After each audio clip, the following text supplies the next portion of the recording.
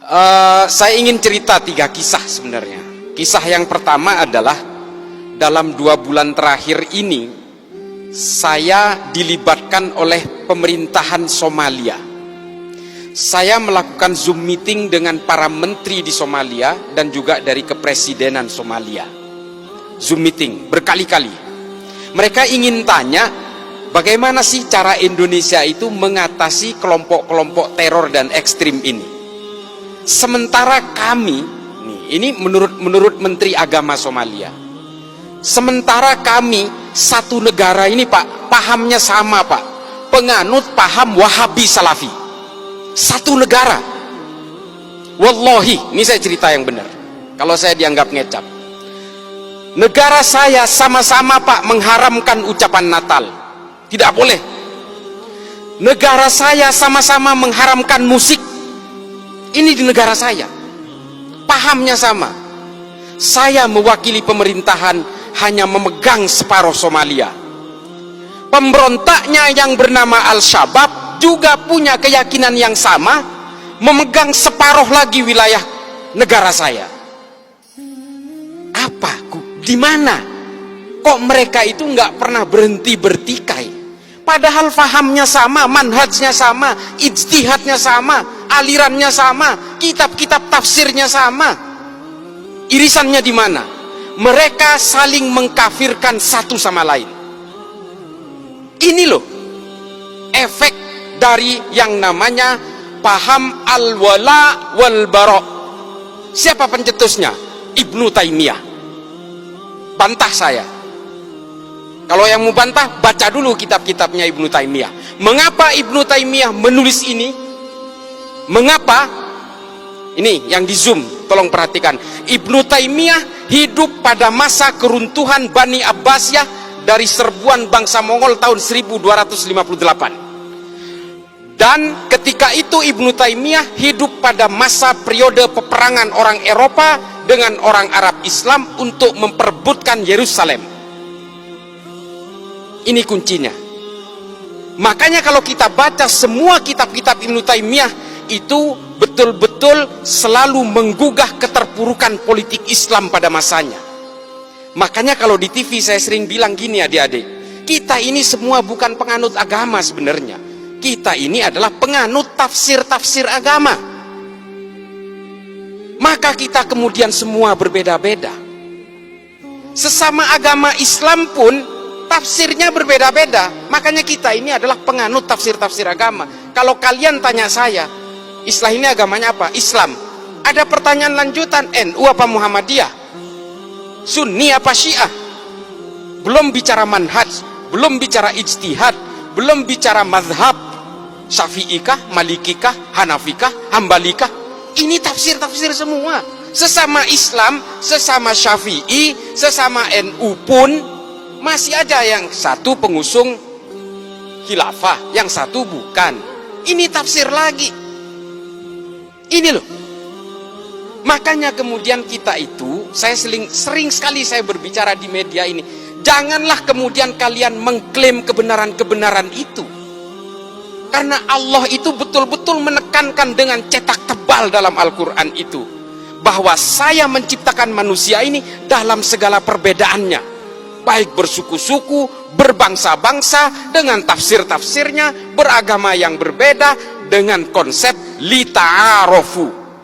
Ini loh, lita'arofu itu apa? Saling mengenallah kalian, berinteraksilah kalian dengan segala perbedaannya. Perbedaan ini sunnatullah. Adik yang tidak pakai hijab Islam, Hindu, saya tahu dia Hindu nggak pakai hijab karena dia itu lahir dari orang tua beragama Hindu. Yang di depannya kan pakai hijab karena lahir dari orang tua beragama Islam. Ini takdir kelahiran dan keimanan itu tidak bisa dipisah begitu saja, Dek. Lalu kalau kalian merasa paling benar, mengklaim paling kebenaran itu ada di pihak saya, kalian akan belajar tentang kebencian dan perbedaan itu dan kalian melawan sunnatullah. Ini loh yang kita ingin gugah hari ini. Kenapa saya harus datang ke sini? Dan semua klaim-klaim kebenaran, hegemoni kebenaran itu kemudian datang berlipat-lipat, berlapis-lapis dengan kepentingan-kepentingan politik. Makanya kemudian ajaran-ajaran Ibnu Taimiyah itu diimplementasikan dalam gerakan-gerakan kemerdekaan Saudi dari cengkraman Kekaisaran Ottoman pada zamannya. Lalu kemudian keterpurukan politik Islam di Mesir dijadikan juga sebagai acuan-acuan oleh Said Qutb dalam Jahiliyatul Qarnil dari Fi Dhilalil Quran dan juga Malim fil Thariq.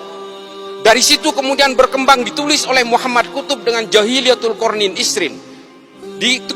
Ditulis ulang oleh Al-Qaradawi, Ayman Al-Zawahiri, diimplementasikan oleh Osama bin Laden, oleh Abu Bakar Naji dalam Idarat At-Tawahus. Kemudian semua bergulung-gulung dengan kebencian-kebencian dan brutalitas. Itulah yang menciptakan teror itu. Lalu ada pertanyaan, Pak, Wahabi Salafi itu kan tidak mengajari kita tentang kekerasan.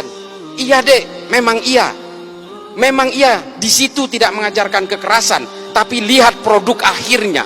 Yang ditahan oleh Densus hari ini sama usul fikihnya dengan orang-orang yang diyakini dari Wahabi Salafi itu. Kalau kalian mengharamkan musik, teroris yang dipenjara hari ini juga mengharamkan musik. Nih, kalau kalian mau tahu, yang kalian haramkan pajak dan perbankan dan sebagainya itu, teroris yang ditangkap Densus juga pemahamannya sama, pemahaman fikihnya sama. Ini loh, kalau kalian itu sekarang tidak mau menyanyikan lagu Indonesia Raya, hormat bendera dan sebagainya, mengharamkan wayang dan sebagainya, itu loh, teroris yang di penjara itu juga sama. Ini kisah yang pertama tentang Somalia. Somalia hari ini tidak berhasil menenteramkan rakyatnya karena saling mengkafirkan satu sama lain dengan tafsir-tafsir agama yang sama. Apakah kemudian kita mau menyimplifikasi gerakan-gerakan seperti ini? Ada disclaimer, oh itu kan tergantung orangnya. Iya. Yang namanya Al-Shabaab, ini saya kasih tahu, yang namanya Al-Shabaab itu berasal dari 32 orang yang aktif dalam kajian Islam di dalam ketentaraan Somalia. Namanya Kajian Islam Al-Ittihad Al-Islamiyah. Nama pemimpinnya siapa? Kolonel Muhammad Hasan. Setelah dia berkembang di dalam pengajian itu, jumlahnya makin banyak, lalu dia merekrut penjahat-penjahat jalanan dan bajak laut di Somalia. Sehingga entitas mereka membesar, lalu dia mengambil senjata di gudang-gudang senjata di barak-barak mereka, lalu mereka berdiri menjadi kekuatan besar yang namanya Al-Shabaab. Dan mereka sulit dikendalikan hari ini. Mereka berkembang ke Somaliland, Tanzania, Eritrea, dan ke negara-negara tanduk Afrika. Atas nama apa? Atas nama agama.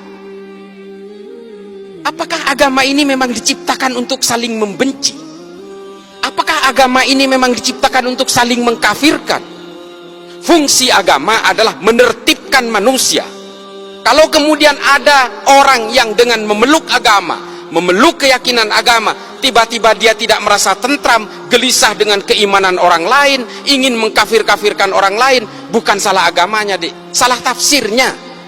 Makanya saya bilang kita ini adalah penganut tafsir-tafsir agama.